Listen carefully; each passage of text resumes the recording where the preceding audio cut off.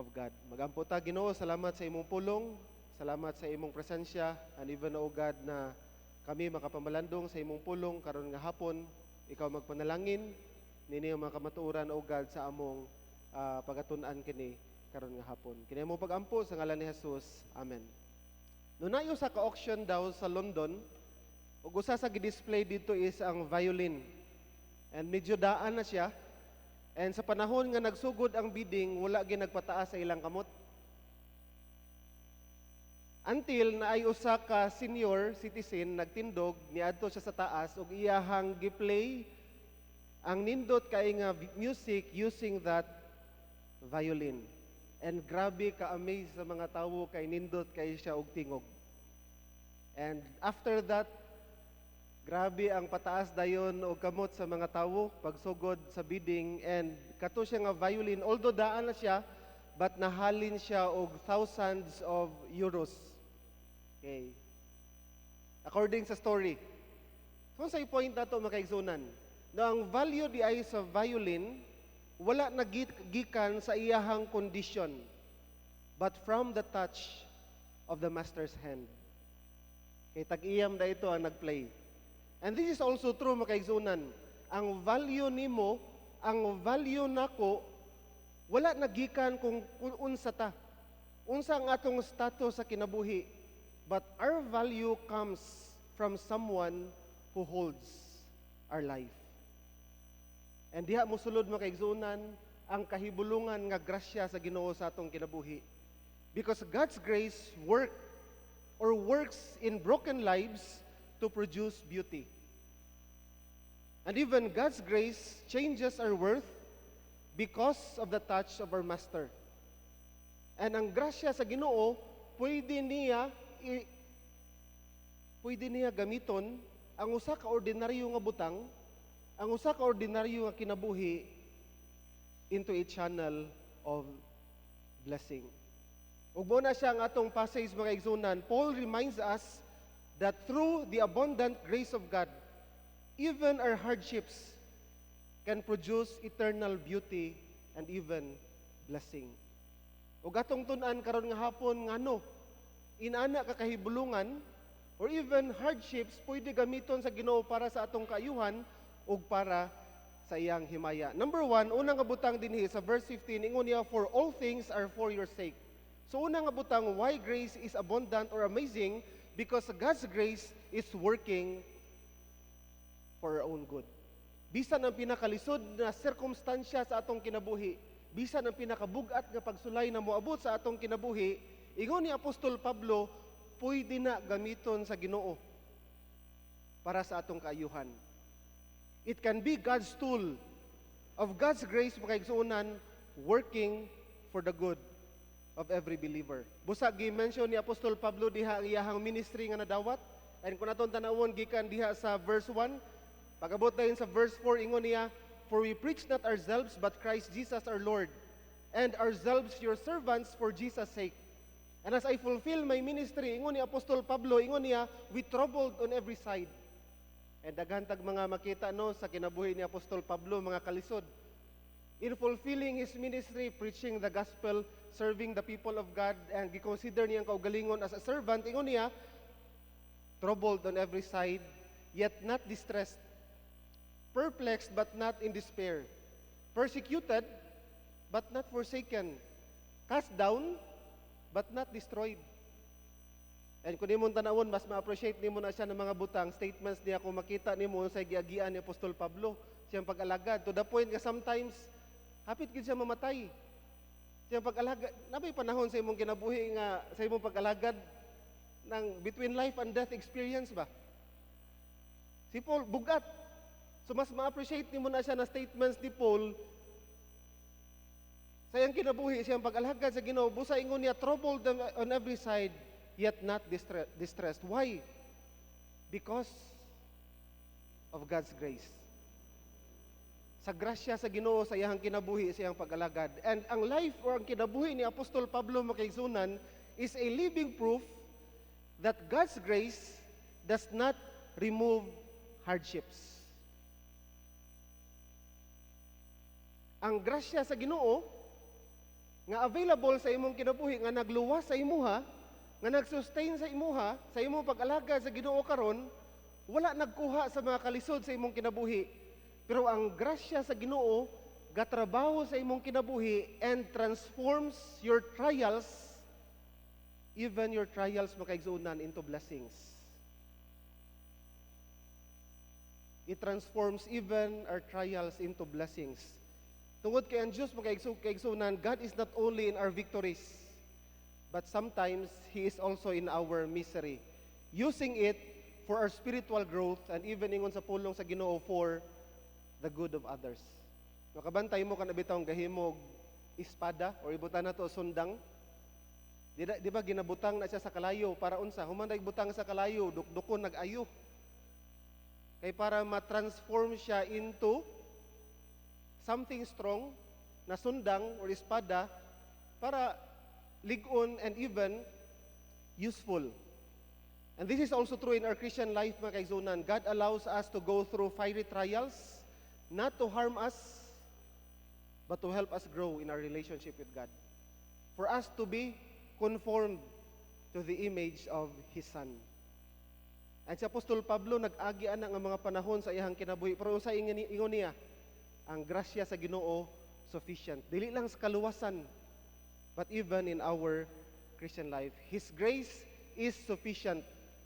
And even active mga kaigsunan in fulfilling our ministry and even mission sa atong pag-alagad sa Ginoo. That is why karon nga hapon na reminder sa atong tanan, even sa akong kaugalingon, when you are in trial serving the Lord faithfully, remember that no trial is wasted in God's grace. Walay pagsulay nga sayang, because God's grace is working sa imong kinabuhi. Because God uses every hardship for His purpose, for our own good and even for His own glory. Busa na ay verse no nga hawira na tog ayo kung magabot ang mga pagsulay sa atong kinabuhi. Romans 8:28, and we know that all things work together for good to them that love God. Munang giingon ako, all things work together for good. Wala nagsulti si Paul na all things are good. Kay in reality, sa kinabuhi dili man tanan gyud maayo. No, ang cancer dili man na maayo, kaysa maingon sa ato nga ang cancer maayo. Namatian ka? On the part sa family dili man gyud na maayo. Okay? For Agne family, bago lang daw namatay ilahang papa. And last night karon kung naamoy opportunity na maka-visit dito sa Mailag, and tomorrow will be the committal service dinhi, so you can visit and even encourage the family. No, kung naay mamatay na itong hinigugma sa kinabuhi, dili man na maayo. That is why wala nagsulti sa Paul, all things are good. But, ingon niya, all things work together for good. Because God is working through His grace na bisan ang pinakalisod, pinakasakit na sirkumstansya sa atong kinabuhi, gamiton sa Ginoo para sa atong kaayuhan. That is why kung naay problema, naay mga pagsulay moabot sa atong kinabuhi, instead of asking, Lord, nganong ako man? Nganong kaniman? Or maybe you can ask, Lord, unsay ginatudlo nimo ani ng mga pagsulay sa akong kinabuhi? Kung naay mga panahon kinahanglan maghimo kag journal ug gisulat nimo ang imong mga pagsulay, o kung unsa ang kamaayo ang Ginoo kung giunsa kaniya pag-sustain, then write down how God worked sa imong kinabuhi even in the past. Tungod kay usa na siya makaigsunan nga magpahinumdum sa ato sa grasya sa Ginoo. Remember Joseph? Naka-experience siya betrayal and even suffering, but that was part of God's plan and providence sa iyang kinabuhi. And tungod kay nagsalig siya sa providence sa Ginoo, sa ingon niya sa Genesis chapter 50 verse 20, ingon niya, you thought evil against me, but God used it for our good. Wala may Romans 8:28 sa time ni Joseph, pero mo nang usa sa mga butang nga makita nato sa iyang kinabuhi, that even in trials makaigsunan, God is working. So nothing you go through sa imong kinabuhi karon is meaningless when it is placed makaigsunan in the hands of a gracious God. So tungod sa grasya sa Ginoo, no trial is wasted. And see every season of life, even in trials makaigsunan, as an opportunity for you to grow. Because every stage of life, whether maayo or dili maayo or kahabugat, it is considered as God's classroom for spiritual maturity. So in good seasons, pasalamat sa Ginoo. And in hard seasons, learn to be grateful. Still grateful and learn endurance. Basta ingon pa nila no, ayaw usiki ang imong paghulat, ang imong mga pagsulay, but use it to deepen your prayer, your walk with God, and even strengthen your faith. Because God's grace doesn't remove painful seasons of life. Ingon pa nila, it redeems them. Tungod kay ang Ginoo, He is actively working sa atong kinabuhi. No, not just consider every season of life as an opportunity to grow, but encourage others by sharing to someone. It could be a member sa imong family, it could be a kauban nimo sa trabaho, it could be kauban nimo sa Bible study. Ayno na atay mga pagsulay nga ginaagian. Pero ana na mga pagsulay, makita nimo kung unsa ka maayo ang Ginoo, and learn to share the goodness of God to other people. Kung giunsa ka pag-sustain sa Ginoo sa imong mga pagsulay. Because your story of grace can strengthen someone, I believe, nga naapod sa niagi na mga pagsulay sa iyang kinabuhi. So share testimonies of how God provided. Or kung giunsa ka pag-comfort sa Ginoo even in your trials. No, nayo sa ka-quote ingon niya, when you share how grace work in your life, you help others see that same grace sa ilang kinabuhi. Because God's grace is working. Basta ingon sa Bible, He who began a good work in you will perform it. Ug mo nang makita nato sa kinabuhi ni Apostol Pablo. Busa na usa ka quote ingon niya, pain is never wasted when it draws you near to our gracious Lord. So don't waste your pain. Recognize the grace of God working actively sa imong kinabuhi, and hold on and share that same grace to others, mga kaigsuonan. God's grace does not promise a life without trials, but it promises that every trial will have a purpose. Every tear will have a meaning, and every believer will have the strength to endure through Christ.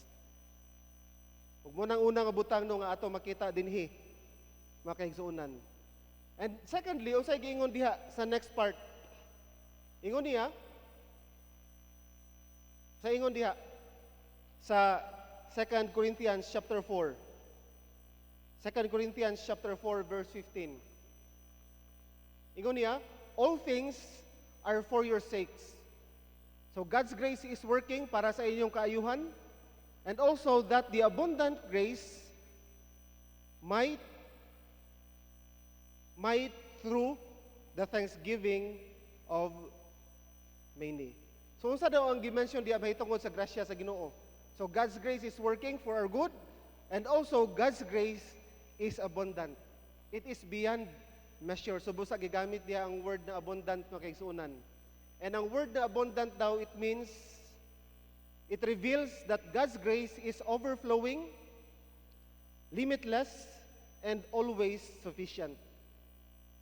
Buot pasabot mga kaigsuonan, ang Ginoo dili siya gakahutdan sa iyahang grasya. Dili siya gakahutdan sa iyang grasya nga ginahatag sa atong kinabuhi. And ang grasya daw dili ni siya one time nga gasa nga gihatag sa Ginoo sa imuha. Nga nag-abot sa imuha panahon sa imong kaluwasan. But it is a continuous flow from God's heart paingon sa ato. Muna ang Ginoo nga naghatag sa imo grasya sa kaluwasan, same God nga nagbubo sa iyang grasya sa imong kinabuhi, sa imong pag-alagad. And imagine kung unsa ka-abundant ang grasya Ginoo, naka sa usa ka lugar. Ibutan nato waterfall or ibutan nato sa falls. Bisan pag magtindog ka diha 24 hours, di gina mahutdag tubig. No, kay ang spring sa grasya sa Ginoo nagahatag siya. Okay? Ug mo na ang point pa kay isunan. Because God will never be lack of supply of His grace sa atong kinabuhi. Ubo nang giingon nako nga ang grasya nga nagluwas sa ato ay same grace that will sustain us.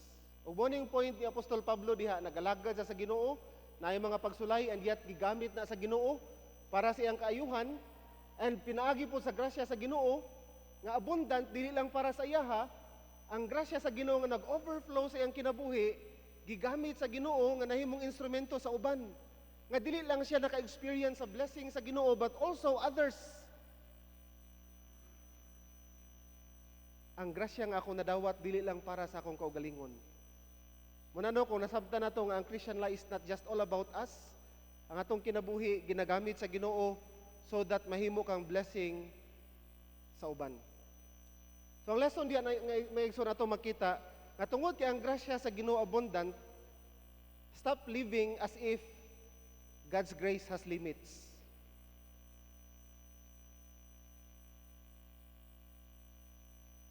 Don't let guilt keep you from coming to God. Yes, na yung mga panahon sa atong kinabuhi, maingon ta nakasala tas Ginoo, maulaw tagduol sa iya sa pagampo. Ito ang challenge sa ato makaigsunan. When you sin, yes, pangayog pasaylo sa Ginoo. But remember nga kana nga Ginoo nagapasaylo, and if we confess our sins, He is faithful and just to forgive us and to cleanse us from all our sins. Yes, God's grace is greater than our sins. Busa every time makasala ka, repent, and then, by God's grace, move forward sa imong pag-alagad sa Ginoo. E sa ako nang giingon no, tungod kay naa ang grasya sa Ginoo nga nagluwas sa ato, nagpasaylo sa atong sala, wala po na nagpasabot tungod kay gipasaylo ka, nahimo nimo siyang permission sa pagpakasala. No, ang grasya sa Ginoo makaigsuunan, it will not give us permission to sin, but it gives us the power to change, to become overcomers of sin sa atong kinabuhi. Ug mao nang grasya sa Ginoo. Kung na-experience nimo ang grasya sa Ginoo sa kapasayloan sa imong sala, then may that grace helps you to become an overcomer of that sin nga nag-abot sa imong kinabuhi. So stop living as if God's grace has limits and approach every challenge makaigsunan with the confidence of God's supply. Especially when you face trials. No, bisag unsa man ang gaabot sa imong kinabuhi, He will provide. Ug ang grasya sa Ginoo padayon maghatag sa imong kusog sa pag-alagad sa Ginoo. And I believe no, ang pagpasalamat importante. Thank God for His grace received in the past, in your present, and even in your future. So kung nasabtan nato nga ang Ginoo naghatag sa iyang grasya sa atong kinabuhi, it keeps us nga magkinabuhi nga mapasalamaton. And gratitude keeps your heart humble and aware of God's ongoing work sa imong kinabuhi. Kaya ang tanan makaigsunan, grasya ra man gyud sa Ginoo ang pagkaon nga atong gina-enjoy.